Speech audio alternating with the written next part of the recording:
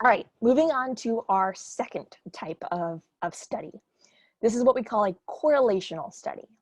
And what this looks at is how two variables or two different characteristics of something, what the relationship between those two things are, how they're related.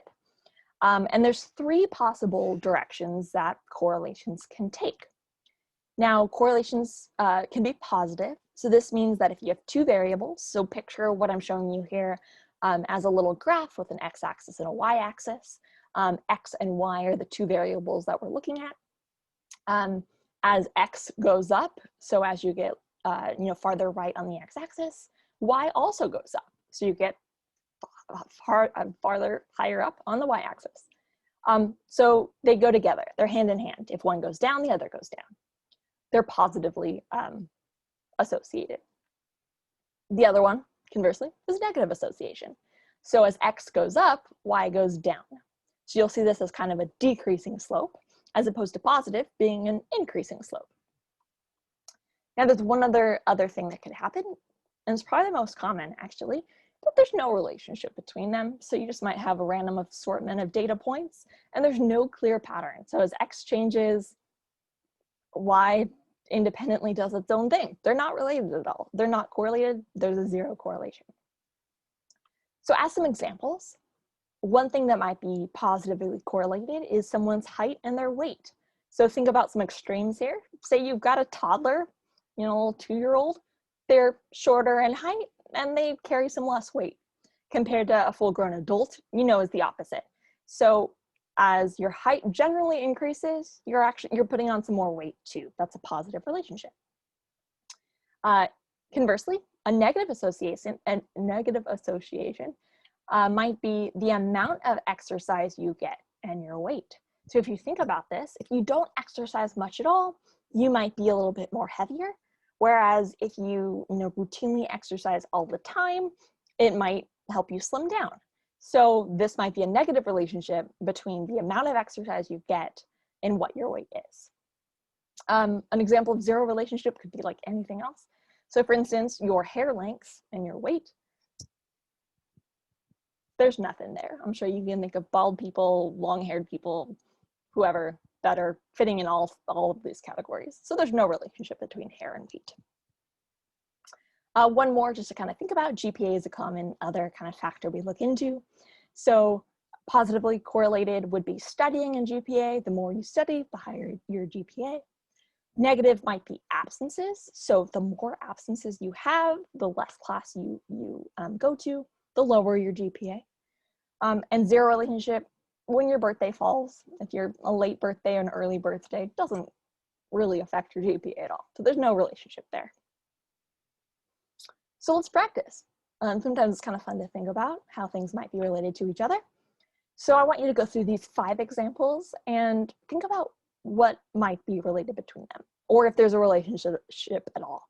So for each of these 5, I want you to tell me whether they're positively correlated, negatively correlated, or if there's no correlation at all.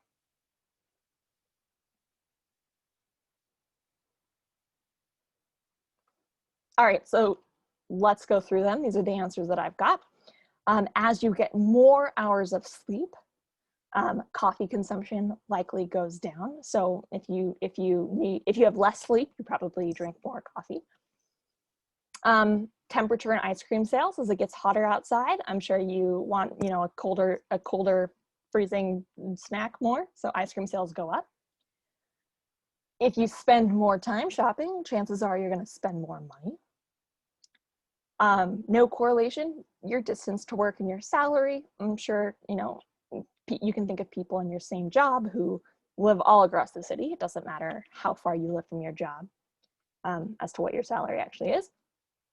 And last one, ice cream sales and murder rates, which is kind of a surprising one or a harder one. They are also positively correlated, which you might feel like, what? Like, why people who buy ice cream more than murder more? Like, that doesn't seem real. And that's why I bring you to my second caution. Correlation, two variables being associated with each other, does not imply causation. If you take one thing away from this lecture, correlation is not causation. ice cream sales do not cause an increase in murder. The two variables are associated. It's not true that one necessarily causes the other. So there are a couple reasons why that could be the case. So for instance, if you have X and Y being associated, maybe X causes Y, leads to Y, but maybe the reverse, maybe Y leads to X. Or you might have what we call a third variable problem. You have some extraneous, some different letter Z, variable Z, that actually independently affects them both. So to kind of put a concrete example to this, excuse me, in our first example, hours of sleep and coffee consumption, it could be that the hours of sleep you get causes or directly affects how much coffee you consume. So if you get not many hours of sleep, you consume more coffee. It could be the opposite though. It could be that the more coffee you consume, the less hours of sleep you get. So it could be the direct reverse, the reversed causality, coffee consumption causing hours of sleep. Or there could be a third thing that's leading to both of them. Maybe take a second and pause and think about what other factors might be at play. So ones that I came up with perhaps, maybe how much workload you've got. So if you have a lot of work to do, maybe that leads to more coffee consumption and less sleep. Or how stressed you are, likewise. Things like that, some external factor might actually be driving or causing both of those things. So the two variables themselves aren't actually directly causing each other. So correlation is not causation. Another fun reason that I can tell you why that's not true is for what we call spurious correlations. And these are things that just happen to be related for no reason that anybody can actually think of. There's a beautiful website that lists a bunch of these spurious correlations. You can see this in the bottom right corner. But here are a couple that I find particularly interesting. So did you know that the number of people who drowned by falling into a pool correlates with the number of films that Nicolas Cage appeared in? Try to think about what might be causing how that works. What third variable? I don't know what it is. These are just randomly happen to match. We also have the per capita cheese consumption. The more cheese you consume correlates with the number of people who died by becoming tangled in their bed sheets. This is pretty tightly correlated. No one knows why. They're just random. Correlation is not causation. And last example I'm going to show you. Turns out that the number of letters in the winning word of the Scripps National Spelling Bee correlates with the number of people killed by venomous spiders.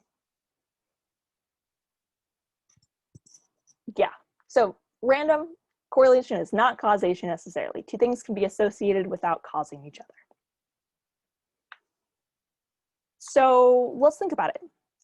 We know that correlations are really good when you're trying to predict how one variable influences another, or perhaps when you're studying a relationship that might not be ethical to necessarily impose or experiment on more in depth. We're going to get into ethics a little bit later, but you can measure correlations pretty harmlessly in most samples.